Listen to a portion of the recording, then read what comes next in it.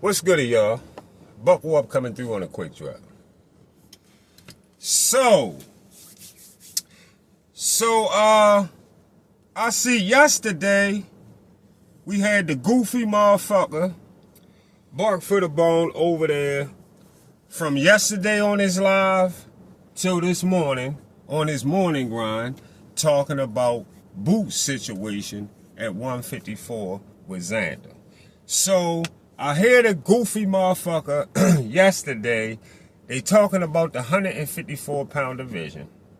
And so Boots sits on the interview and tell motherfuckers he feel like he is the cash cow at 154.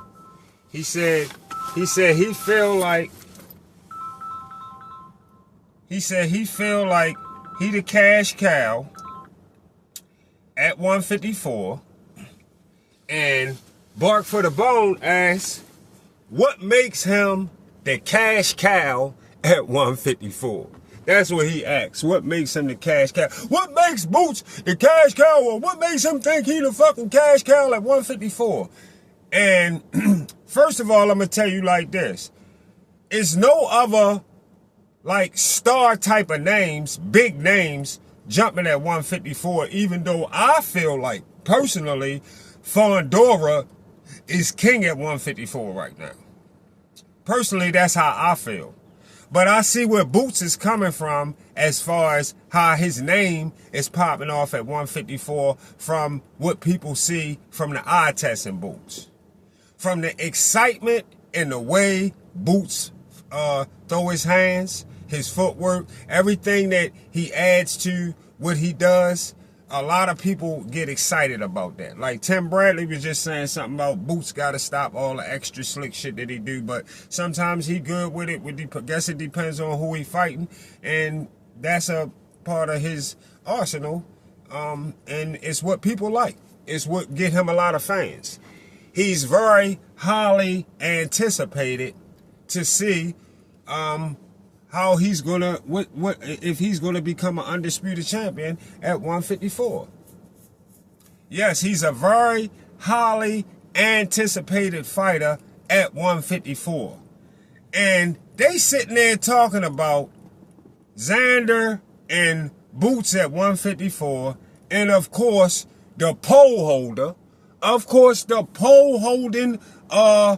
pole holding guy that cannot keep Devin Haney out his motherfucking mouth for something that don't even got nothing to do with him is crazy. It's crazy how you will have a conversation about the 154-pound division and this motherfucker. But Devin, he always jump in, but he wouldn't do that. And Devin was getting ready to. And then when Devin came, and check this out, Devin wasn't coming to do shit nowhere. Why do you even keep the guy came in your motherfucking comments yesterday and told you he gonna tell a guy Boots was gonna make more money fighting Devin than he making fighting Xander Zayas. So somebody came in his comments that probably listened to me, good shit, and told him, prove it. Show us the money, show us where Xander Zayas was going to make more money fighting Devin Haney than he is fighting Boots right now. Show us the proof. What'd he do? What y'all think he did when the person came in there and said that to him? What the fuck do you think he did? He ain't cuss him out, he ain't do nothing. He just said, prove what he just said out his mouth. And what you think he did? Of course, if you say he kicked him off his motherfucking channel, you motherfucking right. You motherfucking right.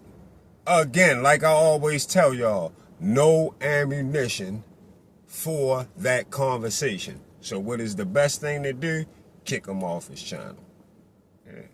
Imagine him in any other house where he don't have control to kick somebody off a channel or none of that type shit, and he's stuck where he gotta answer that shit. Where he stuck to answer, he don't say shit. He shut the fuck up. He shut down. He shut down. Like I tell y'all, that's why the fuck he kicked the person out. He said, show him the proof that he was going to make more money. Let me let y'all know something. motherfucking Devin Haney was never even going to fight Xander Zayas. Oh, that's a lie. Cap. Devin Haney was never going to fight Xander Zayas. And the closest person that's at 154 that Devin might have had a chance to fight, had he not left 147, was Boots. That's it. That's it. And if he wanted to fight Boots, he could have went to 152 because he could make the 152 that Boots told him to come to. If he was that pressed to fight Boots, he should have went to the 152. Don't matter he was coming from 140. His walk around weight 165, 170 anyway. So he could make 152. That he could have made that fight with Boots if he wanted to fight Boots. Yeah. He didn't want to fight Boots because he know he can't beat Boots. That's why Devin ain't want to fight Boots. And he used Boots' name just to hype himself coming into the division. That's all it was about. Like I tell y'all, Devin is nothing no more than food at 154.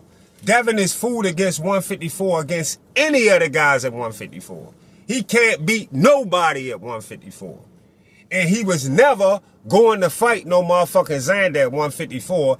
That's why he kicked you off the channel, bro. Because he don't have no information. He don't have nothing to prove. He don't have that proof that you was asking for. Devin was never going to 154 to get beat up by Xander Zayas. Yeah, never. You know what I mean? This nigga a hater. He hating on Boots right now all the way up to this fight. Bark for the Bone, a.k.a. BFTB, is highly upset Boots and Xander about to do this, Boots and Xander about to get in and get it done on June 27th. He's highly upset and hating on that. He's hating. That's why he keep mixing Devin's name up with them when he talking about 154. That's why he keep constantly mixing Devin's name in when nobody even talking about no motherfucking Devin. Nobody talking about Devin, who ducking fights at 147. Who quietly ducking opponents at 147. And guess how he ducking them, y'all? He ducking them on the low, making y'all think he not ducking by telling them they gotta do 365 testing. That's how he ducking. Devin is at 147 right now, ducking fights, telling motherfuckers behind closed doors they gotta do additional testing 365, and they telling Devin suck they dick. Telling Devin, fuck him. Nigga, I'm doing 8 weeks VADA testing and that's it. 8-week VADA testing or no fight. That's why the motherfucking Rolly fight ain't happening. That's why he not unifying right now with Rolly, because Rolly not doing no motherfucking 365 testing. So, Bark for the Bone. Shut your pole in the mouth, goofy dummy ass the fuck up about what Devin would have did and how much somebody would have made if they would have fought Devin. And furthermore, y'all, notice how this goofy nigga yesterday on this motherfucking live, when he was talking about numbers, he used to talk about pay-per-view. Now he try to go into the numbers of how many people sitting in the what's the name. Which that don't matter because all the venues be filling up that I be watching. When we watching the fights on TV, most of them filling up close to sold out.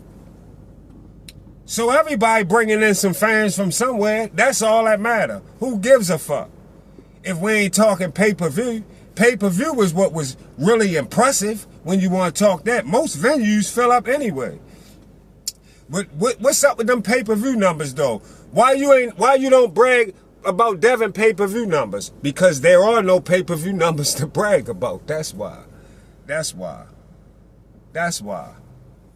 Devin don't do over 500K pay-per-view. He wasn't doing 500K pay-per-views or better on a regular basis. Fuck no. Hell no. He ain't saying them kind of numbers. I mean, so yeah, Devin, nothing is major about Devin. As far as numbers, getting paid, none of that shit. Nothing is major about Devin.